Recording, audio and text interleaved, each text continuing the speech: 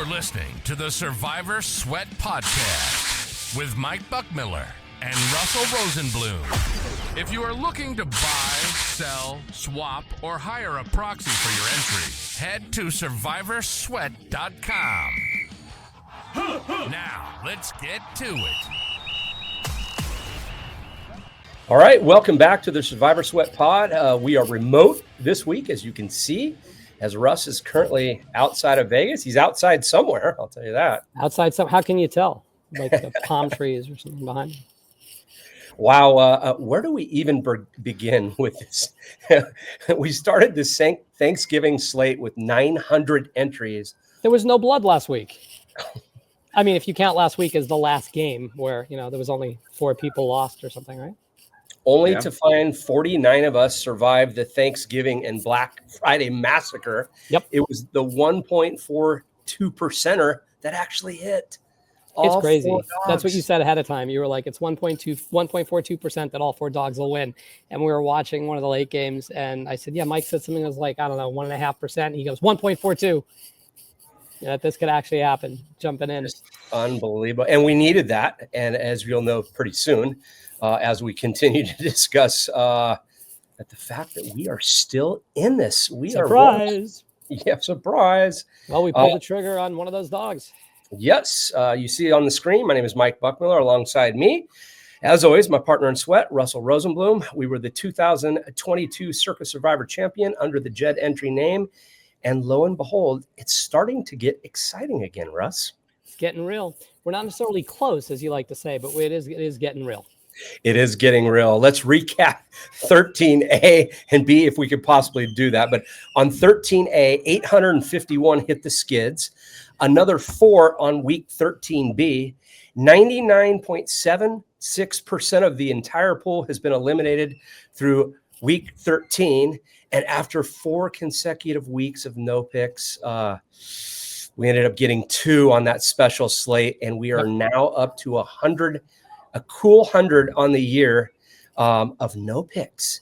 And I'm actually, I heard some buzz that somebody didn't read the rules. So they reached out on Friday evening, Saturday to Benson saying, listen, they didn't know they had to make a pick.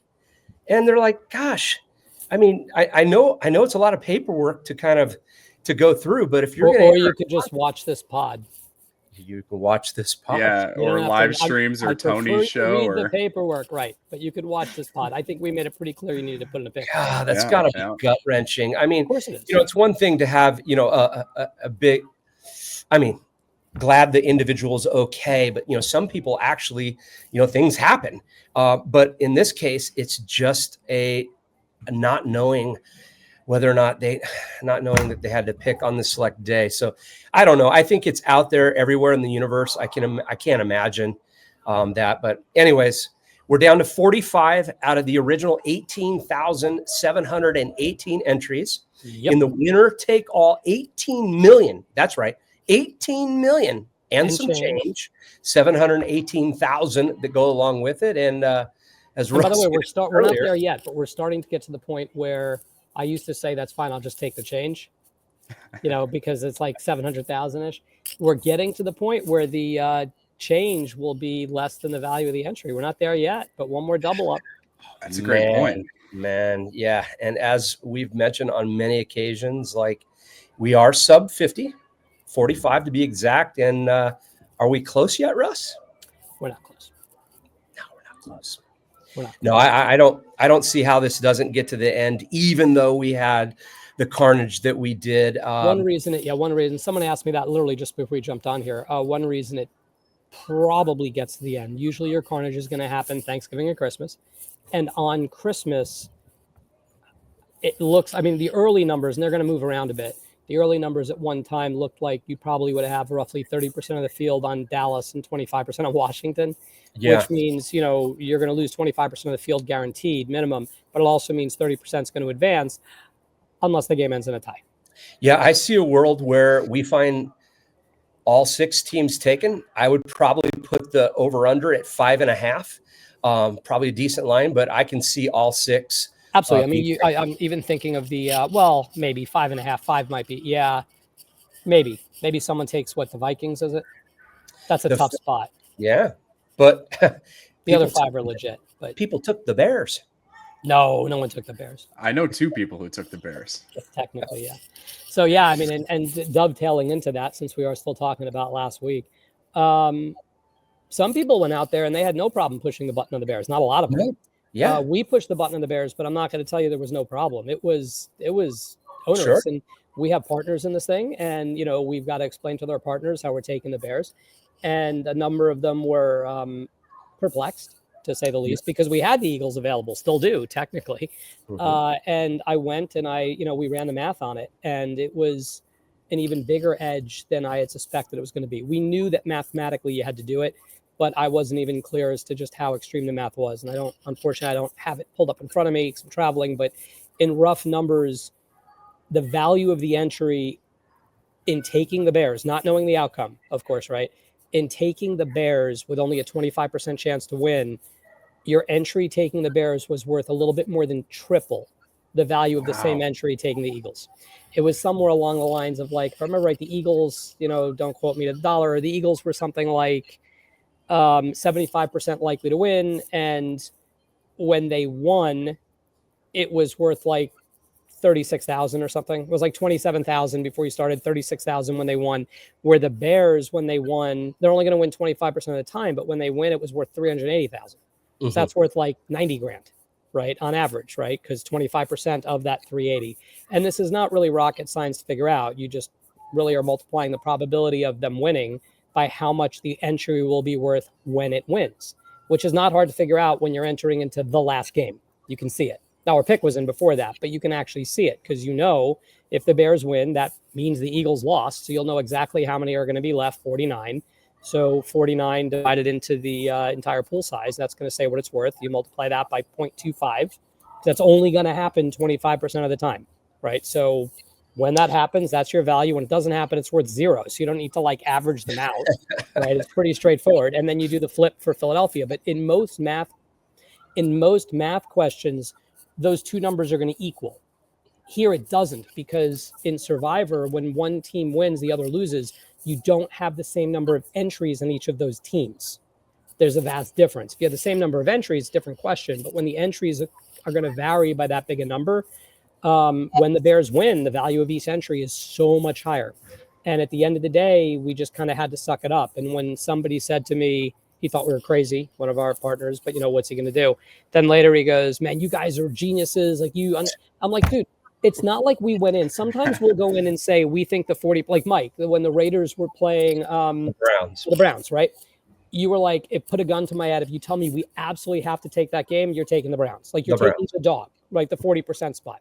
You preferred that team. That's not what you said here. You said, yeah, all right, they're legitimately 25% to win. You didn't say, I think they're really 35 or 40 or 26 or 22. You're like, yeah, 25, that seems about right. Right. So we're going to run our numbers on that. And we're explaining to everybody 75% of the time we're going to lose. And that sucks when we lose. Yeah. And even knowing the math behind it, as Russ so beautifully explained, I mean, even having those conversations, I think we got to one point of our conversation. I just said, listen, if we don't take the Bears here in this spot, we shouldn't play Survivor anymore. We're just done. And, just breaking down the game as a handicapper and trying to figure out, who I'm going to take in Circa Millions and those type of things.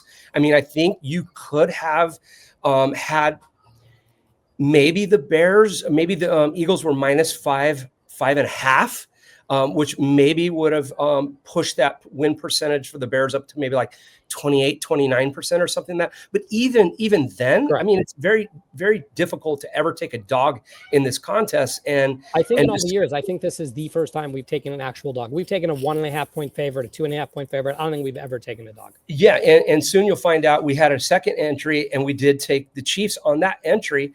I don't know if that made it easier or not sure. But also just with the money line on both of those, we felt like 61, 62%, we would find ourselves advancing in the contest. If we did, we hoped it was with the Bears because it also included the Chiefs with it for future value. And so, it's just the calculation we have to take. Yes, I know when you enter this contest, you never want to, it's the worst day when you get bounced. It's the worst. It's such a gut punch. And, we've won it once, but we've been kicked in the stomach several times and it hurts. But you have to go with your process and you have to give yourself the best opportunity to win a winner take all contest. That's Otherwise, right. we're moving forward with 500 and whatever it was left, 550, 535, whatever. I don't have the numbers in front of me, but we're just. But that's the thing. We say this a lot, and it should really. I'm hoping this Bears pick drills at home for people. Everybody assumes you need to make it to the end, and maybe you do, maybe you don't. But the reality is, if you make it to the end with 1,000 people, you're not going to make it to the end often enough. Sure, you get to say you won, and that that's fun. That has pride, but you're not going to really make any money. Yeah. Right. And depending on how many entries you have, you literally might lose money. So you want to make sure the times you do make it to the end, you're making as much money as you can. And that's, it's hard to do. It's hard to bust. I know a lot of poker players are out there that play this contest, and I'll give the poker example, and yet it's so obvious, and yet it's hard for people to correlate it to Survivor. You're in a spot where maybe you have a flush draw and you're against, top pair or something like that. And maybe you're going to only win 33% of the time, right? You're a 2-to-1 dog here or something, right? But you're getting the pot's offering you 10-to-1. The guy moves all in for 1,000. You got to call 1,000 to win 10,000. You're going to, and you're calling all in that 1,000. You're going to get knocked out of this tournament 2 out of 3 times when you do it. 2 out of 3 times you're getting knocked out of the main event. Do you want to get knocked out? Of course you don't want to get knocked out. For a poker player, that's the worst day of the year. But any credible poker player is going to call getting 10-to-1 when they're a 2-to-1 dog. You have to. If you don't, like you said, then why are you playing? Don't even play. Makes no sense. And to Mike's credit, also, he came full circle on this game too. When we left this pod recording and we're getting in our cars, and he's like, who do you think we're going to take? I go, dude, I'm going to tell you now, I think you're not going to want to hear this. There's a 20 to 30% chance that we're going to have to man up and take the Bears. And he looks and goes, there's no effing way we're taking the Bears. There's no way. And he gets in his car. And then 3 days later, we're on the phone, and he's like he said, he goes, it wasn't like additional prodding. He went back, ran the numbers, had time to digest it, and was like, you know what? Like he just said, if we're not going to take the Bears here, what are we doing? Why are we even playing the contest? We know it's not close. And it's the difference between having a gut instinct or thinking going, okay, the Eagles are big favorites. There's no way. But then once you start putting everything into the equation, you're like, suck it up. Let's go. Suck it up. And everything went wrong. We hope that the Bears might get their linebackers back. And if they didn't, the Eagles would be able to gash them on the ground. They didn't get their linebackers back. And somehow the Eagles didn't gash them on the ground. And everyone gets results oriented and now assumes, the Bears win every time. And the reality here is if they play 10 times, the Eagles probably win 7 of them. Right? I mean, it's just not this time. Once the game started. I thought the Bears absolutely dominated them, obviously, on the offensive line. And it was only that strip in the tush push. Exactly right. That was the tipping point. So as good as the Bears played, they could never add on to the total. They were having a difficult time scoring. The Eagles were playing the cover 2, daring them to run the football, and they did. And yet the Bears still put the ball in harm's way.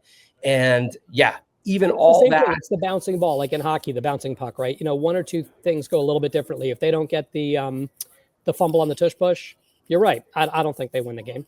Yep. And the reality is also you do get even little things like you don't think about it, but the Bears came down the field in their first possession. They go for it on 4th down. They don't convert, right? But at that point, it's probably also obvious to the Eagles, the Bears are moving the ball. Yep. This game, and the Eagles, who knows? They may already be adjusting a game plan. If the game is different and the Eagles start out with the ball and drive down and score, maybe the Bears aren't comfortable just trying to run the ball down their throat all day. Sure. Who knows? The whole game can change like that. And so there was nothing about this when people say you were right to take the Bears in terms of who's going to win. There's nothing about this that's like a sports betting, we were quote unquote right about a team. This is about the contest and the economic value of the contest. And you need to approach that differently than just, picking teams you think are going to win in any given week. It's a different skill set. Yeah. Well, in Grandissimo, which has been close for a while now, not close anymore. It's close. It's time. So congratulations to the 6 entries who survived week 13A in the inaugural 100K entry Circa Grandissimo contest. Each winner will take home $1.150 million. And there was a Good lot news is nobody had 11 entries, so at least everyone made money. A great point. there was a lot of discussion on how far this contest would go, and I guess we have our answer. And I feel a little bad for Benson Derek. called it. What did he say? He said on Thanksgiving. I feel a little bad for Derek in that he's wanted to have a single winner in this thing for so long, and he had to figure with a $100,000 entry with a 15-player guarantee.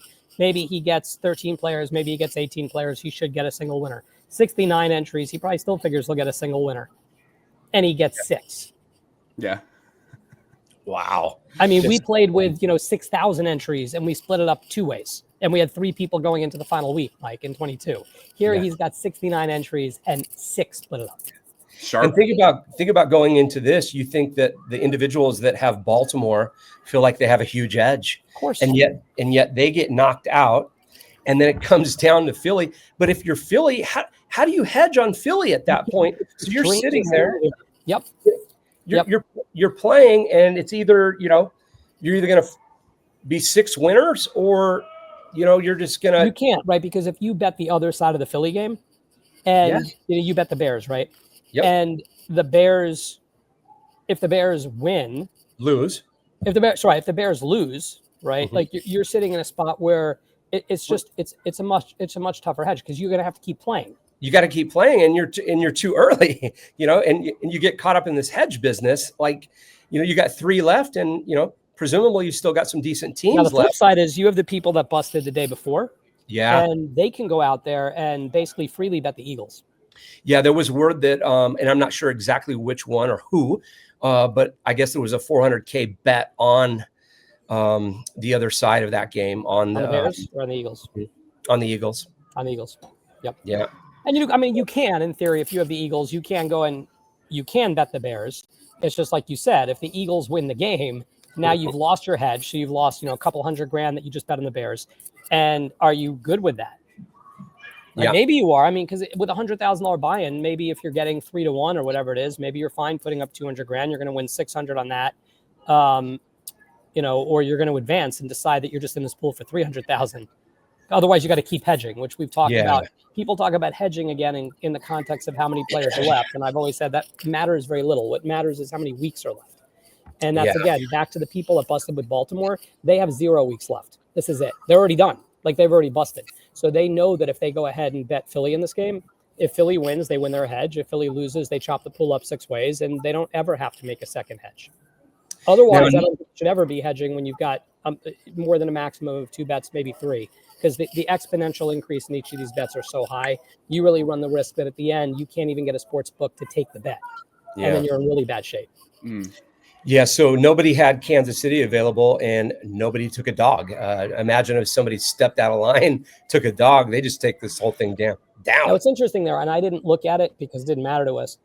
I would suspect the EV was probably bigger taking the Bears in the main contest than it would have been. I'm not sure it would have been correct in Grandissimo. Of course, in hindsight, results oriented, but even because you're not going to have 5 people on one team and you're taking a different team, you'd have ended up 3-2-1, and you still would have been in a little bit of an awkward spot there because you got to assume Baltimore is going to win. So if Baltimore wins and you took the Bears instead of Philly, you're just not in a great spot. Like you're going to advance with either 4 people or 5 people advance, right? So at that point, it's not a big deal if 5 advance or 6 advance and you're there with a 6. So I suspect if you ran the numbers on that, it probably. The people that took who they took were correct. Yep.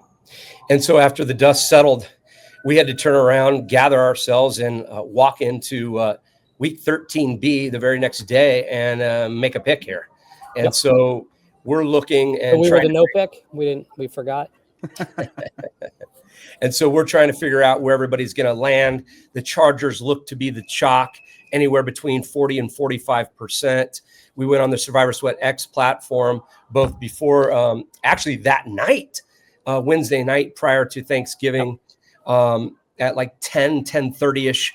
And we tried to put the percentages where everybody would land, where we were going to be. And then again, the next day on the X platform, Chargers 40-45, landed at 42. Jags, I was surprised. Only 10% came on the Jags. We were thinking closer to 20. Seahawks, Dolphins, 10 to 15%. They landed at 8 and 14%. Rams and Niners 8 and 14% respectively. We landed on the Niners after and we needed Miami to tank there. We needed suddenly that onside kick. Well, I mean, if you don't have the pick 2, then New Orleans win the game. But yeah, and so bad teams are just going to be bad. What are you going to do? Oh God! And by the way, before we decided this, I don't want to forget about this. As we said, it was hard to push the button on the Bears. It's publicly out there. Galen Hall, poker player, I want to give him kudos. I have no idea how many picks he started this contest with. I don't know if he has partners. I don't know if he's got multiple names. If there's more than 10, whatever. He got 5 through on Thanksgiving, and that means he took 5 spots with underdogs. Wow. It wasn't like he went in for 1. It wasn't like he said, all right, I'm taking a bunch of Ravens. Let me just play it safe and go out on a limb and take like 1 Bears or something. He had, was it like 3 Bears, 2 Bengals? And I don't know if he had other picks as well or favorites or not, but he got through with 5 picks in Thanksgiving, which hats off to him, because that's hard to pull the trigger on 1, to pull the trigger on 5, unless he had 30 of them. That's and he made like a nothing thing. To him, it was like, well, yeah, I mean, it was just the obvious pick. Jeez. Incredible. I did see somewhere where he said, well, listen, I'm playing to win the contest. Right. I'm not playing win to the game. survive. And so he thought that if he Which played, is about winning money. Like we always say, win the contest. That implies you're the last person, or you make it to week 20. The goal is to win the most money. Yeah. Well, let's talk about last year's champions. Nick, did any of them make it through?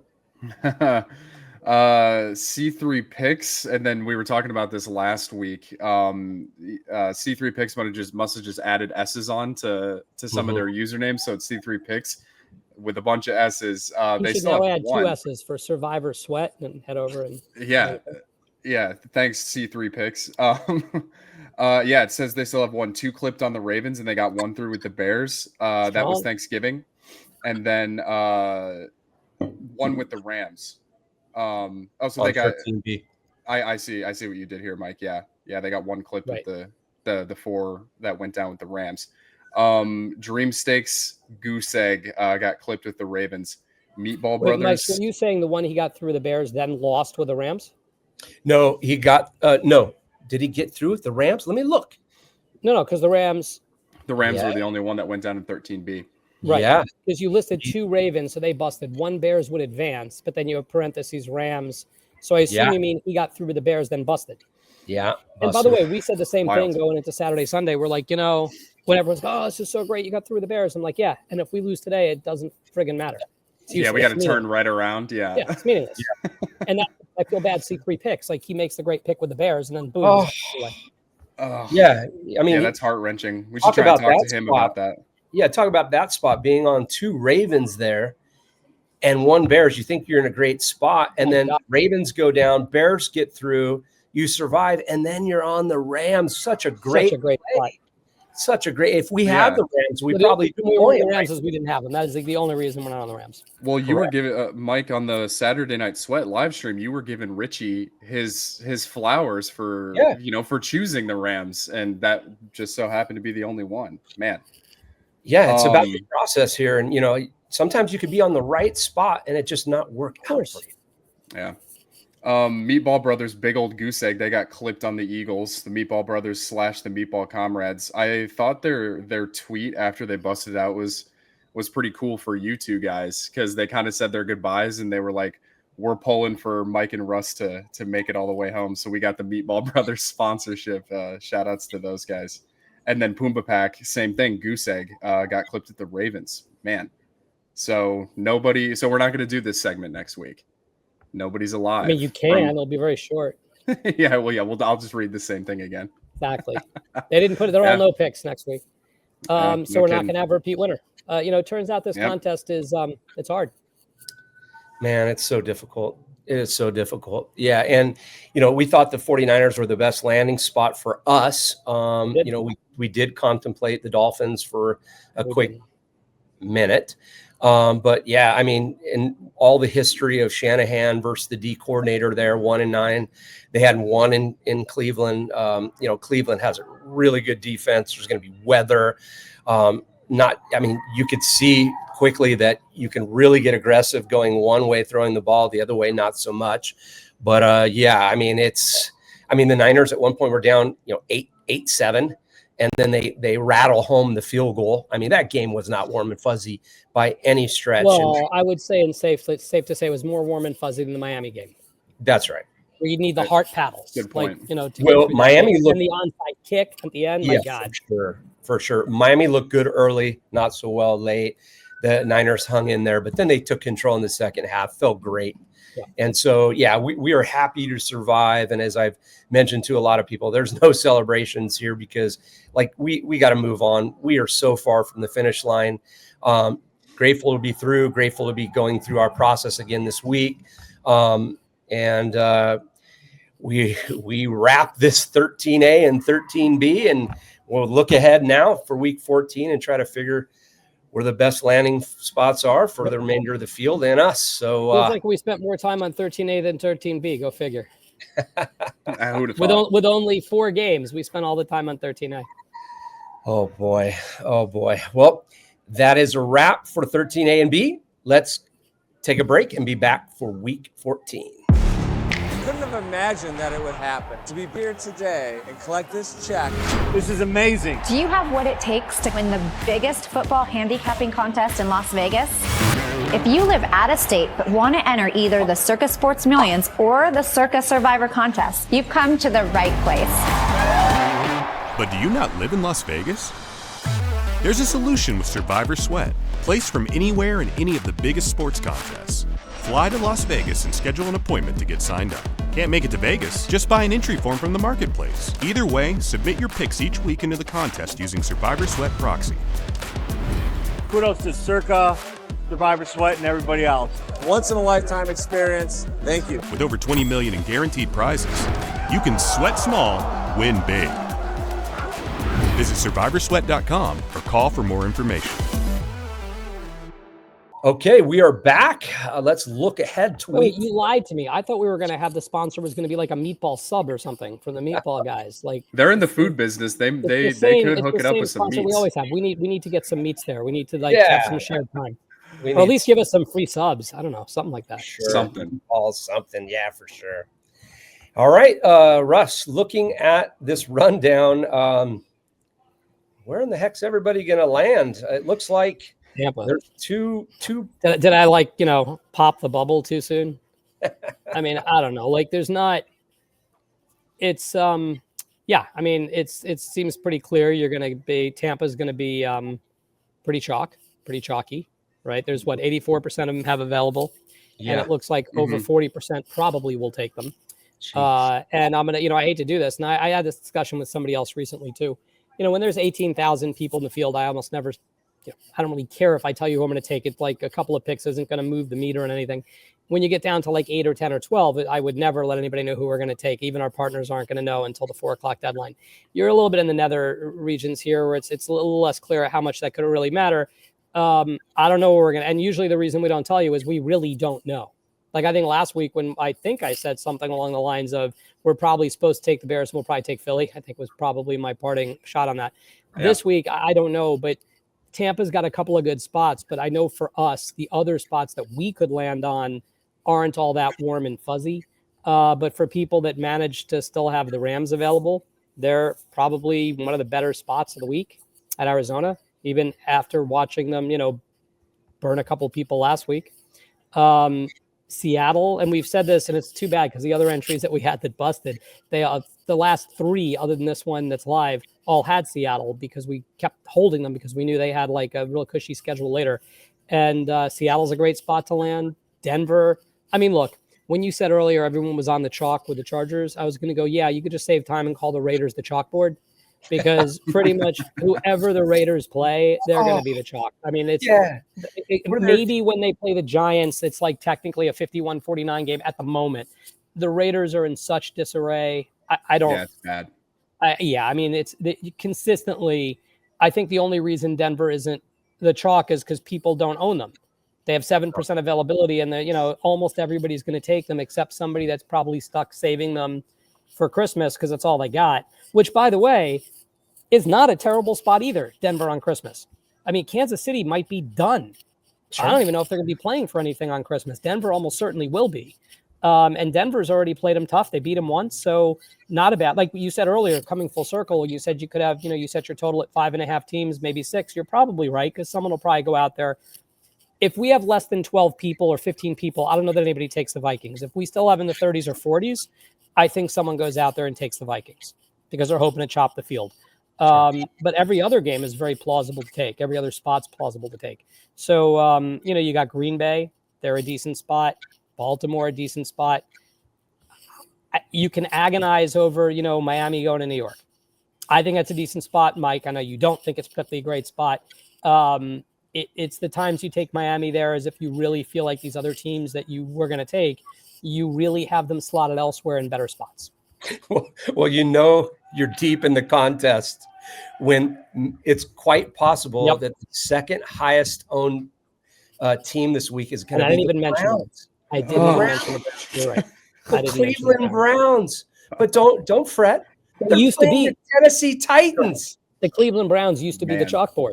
Now they could be the team that the Raiders beat. This is unbelievable. Correct. Yeah. So, Tampa.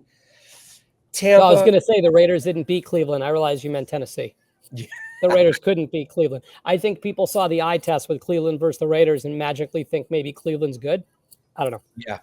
Recency bias. Recency bias. It's you're right. I couldn't imagine. There are certain teams in this contest, like David Baker said on the Saturday Night Sweat a couple times, you got to assume you have to make it to the end of this thing to win, which means you got to have 20 picks, which means you're going to have 12 teams you never pick, right? So of those 20 teams you're going to pick, if you can somehow find a way to move one of those 12 in, that helps you with some flexibility in those 20. But it's really safe to say that Cleveland and Tennessee were always in those magic 12. They're always in that 12 that you never think you're picking ever. And you never think, well, maybe I can find a spot where I can work Cleveland in or Tennessee or, there's never going to be a spot. And yet here you are where they very well can be the second. They probably will be the second chalk. Yeah. Damn. No, it's unbelievable. And you start looking at what Circa displays as the team availabilities. Nobody left in this contest has the Colts available, so the Colts will never be picked again. 3 have the Broncos, 3 Packers, 3 Chargers, 4 Seahawks, 4 Lions. So if you show up on Christmas with the Lions, you look like you're in a good spot. And looking on Christmas Day and the win percentages, they have now crept ahead of Kansas City, 66% favorites, where the Chiefs are 63 over the Broncos, Cowboys 56 over the Commanders. And you look at the availability that the remaining field has on those. If you show up there with a Lion, maybe even a Chief, depending on who's left. It's funny, Mike, because I know I said this to you very early in the season, where I know I probably brought it up 3 times now, where you assumed very early on we're probably going to be on the Commanders for Christmas. And I said to you maybe like week 3 or something, I personally think the Vikings are frauds. And I said, would you, if the Commanders lose Jalen Daniels and, the Lions turn out to be the Lions, and you're like, yeah, now the Lions, I'm not surprised they're the biggest favorite on the board. I actually think the gap between the Lions and the Chiefs here in terms of favorites, the Chiefs playing the Broncos, who play them tough anyway, the Chiefs could be playing for nothing by then, right? The Lions are almost certainly still playing for something in the NFC, maybe even in the division, right? So, and the Vikings are not very good. So I'm surprised that line isn't bigger. I'm surprised the Lions aren't bigger favorites. I know they've had a couple of rough outings, but I think if I had the Lions on Christmas, I sure as heck wouldn't use them before then. No, I think at this point, if you have them in your pocket, you have the opportunity to maybe walk away here and pocket. I don't know if you looked at how many people have like the Lions and the Chiefs, or because the Chiefs have a juice. Everyone's talking about the Chiefs for Christmas, but the Chiefs have a juicy spot the week before Christmas. Oh yeah, week 16 versus the Titans. Yeah, for sure. And it looks like a lot of people may take them, but this is where it gets interesting too. And it's funny because you just did this without actually alluding to it. In weeks past, it's always 15% of the field of the Broncos available, 9% of the field of the Chiefs available. Now it's 3 people, 12 people, right? No. The percentages don't matter anymore. It's the number of entries, right? Like that's where you can start. That's how you're starting to get not necessarily close, but somewhat deep. No, I did flip that on the script. Is that I just wiped away the percentages, and I'm just like, hey, this team has 3 picks. Like, You have to, because that's the thing. If you say they have 3 picks, you can look at it and say, well, that's, whatever it is, 7% of the field or something. But the reality is, if you move 1 pick, it's so meaningful in terms of that percentage now, right? Where it's really more productive to start looking at them. Usually for me, it's under 30, under 35. But under 50-ish, to try to look at it, not what percentage of the field is going to take somebody, but literally you can start getting down into the weeds of these are the teams these are the entries I think are going to take these teams. And it's not about it's 15%. It's about it's these, 6 entries. Yep. Right. And if you don't happen to be in this contest or looking to swap or whatnot, I'm not sure. Nick, what's going over at the Survivor Sweat Marketplace? Well, Nick sets the prices. Well, I just rake it in every week. You got any Grandissimos for sale there for like 1.2 million? So you can, can run down there. You can spend the extra 50 grand, but you can get the jacket. Yeah, imagine I'm listing Grandissimo entries on the website after the contest ends. Hey, someone that won, they should list it. Maybe someone else wants to go down there and get the jacket. You could still be a champion. That's too funny. Current implied value $415,900. Oh, by the way, sorry, Jeff Benson, shoot me if he heard this. The guy could actually sell off like 50% at the equivalent of 1.2 million, but he can sell them off in 1% increments. So it's a little bit more than he would make just going to the cage. But now Jeff's got to fill out 10 extra tax forms, and they got to give away 10 extra jackets. That's kind of what James was saying, about like people selling off as many percentages as they wanted to on our live stream on Saturday night. He was saying something very similar. It's a lot of, that would be a lot of paperwork. But I'm saying doing it after you've already won, like you're in the barn. Like it's worth 1.15 million, and you can sell off, 1% at like a 1 point, like $12,000 for a point. That's so funny. Quite a sweat that person went through. Yeah, no shit. There are 10 or 11 of a couple 2-pack entries on the marketplace. No, there's 10 or 11 entries left, but there's a couple 2-packs. Yeah. Yeah. So of those, there's a couple. I don't think there are 11 2-packs. No. Period. Yeah, no, that I don't think that would be possible. And they're all ranging from 1% to 50%. So, yeah, I mean, this is, like I always say, it's about 2:00 in the afternoon on December 3rd is when we're talking about this. So go take a goose or a gander over at the marketplace. See what you like. It looks like the last sale was 1% for 4,000. So it's looking around 4,000 a point is what you're starting to pull under par, right? Because par is about 4,150. Yep. And James called that. People were always asking the whole season where the tipping point was going to be, and James just kept saying Thanksgiving. Well, so yes, here we are. In fairness, it's usually when it breaks 6 figures, that just happened to be at Thanksgiving. And also, people all have a little bit of like the recency bias, confirmation bias. When you start incrementally going up, there's nothing magic about 100,000. If you went from an entry being worth 80 to 120, people you went from entries, they just jumped from being like, what were they before?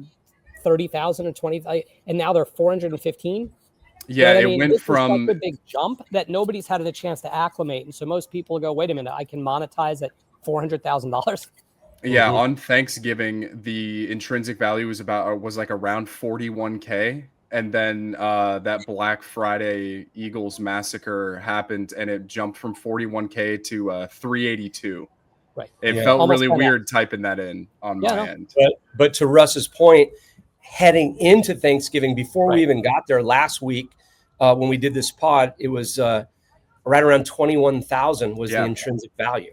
So people just went up about almost 20x right in a week. And so from their perspective, when they thought it was worth 20,000, they're probably thinking, well, if I could sell it for 30, or I wouldn't sell it, I don't need the 20K. Most people, they look up and they're holding something worth $400,000. They want to find a way to monetize it. But note, if it just incrementally went up, it's like an auction, right? You could go into an auction going, I'm never going to bid $1,000 for this thing.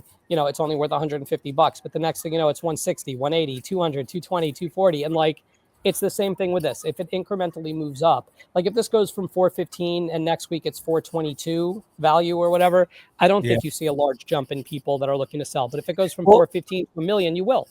Yeah. And I've always said this is that, people they're not happy about paying a premium at a lower, valuation, but that might be the only chance they can get in. So now, I mean, sure, you can jump back in, but you get a smaller piece, and the dollars are just too big. And so, everybody thinks that their entry is a little bit more than what it actually is, or worth a little bit more.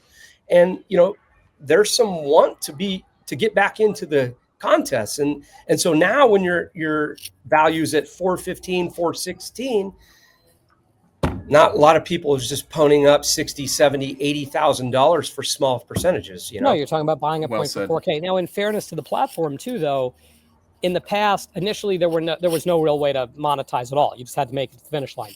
And then before the platform, if you could find somebody that wanted to sell a pick, they might sell you the whole pick, right? But they weren't going to sell you 1%. It wasn't worth it to go. Even at 4K now for 1%, if you don't have a platform, like getting a lawyer and doing paperwork for 4K, it's crazy. You'll spend 20K doing paperwork to buy 4K transaction.